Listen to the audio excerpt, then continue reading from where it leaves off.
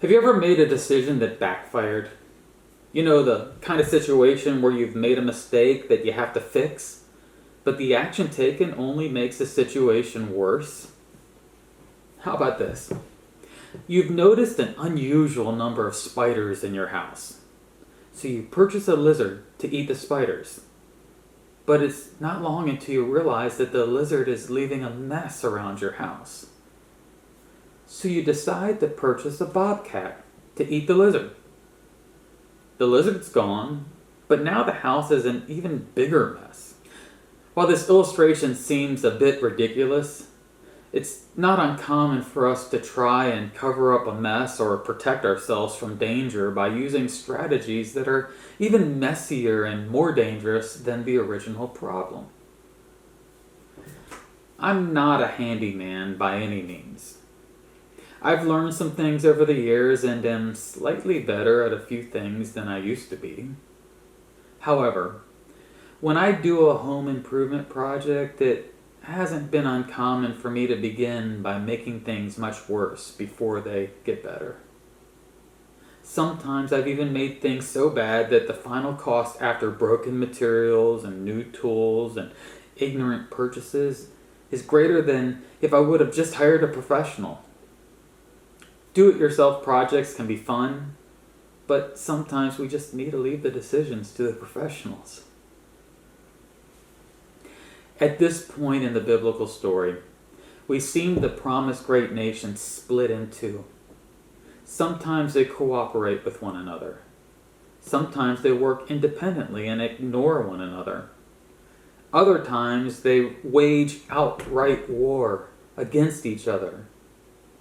Israel, the northern kingdom, wages war on Judah, the southern kingdom. And Judah must decide how to respond. Will anyone help them?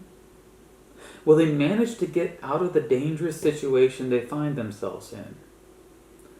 Or will they make decisions that make the situation even worse? Over the past few years, cyberbullying has increased. How often does engaging in these arguments via social media lead to something productive? Someone posts a picture of you that's not flattering, so you respond in kind, editing a photo of them. They download software that helps them really make a mess of your image. So you get a friend to start a smear campaign against this person. However, you make the mistake of giving them access to your image files. You start seeing not only your enemy slandered on social media, but some of your own photos defaced and posted. In fighting back, you gave a low-character bully access to your own sensitive information, and now you are paying the price. In real life, these decisions aren't so easy. There are people you are protecting, people who are counting on you. You have a reputation to uphold, even if it's a fake reputation. And in addition to these things, you have your own sinful pride to manage as you try to discern what is the best decision for the moment. In your classes today, maybe you can share about a time when your choices actually made a bad situation worse. Hopefully you can laugh at your past mistakes. What can you learn from your mistakes? What can you learn from Israel's and Judah's mistakes?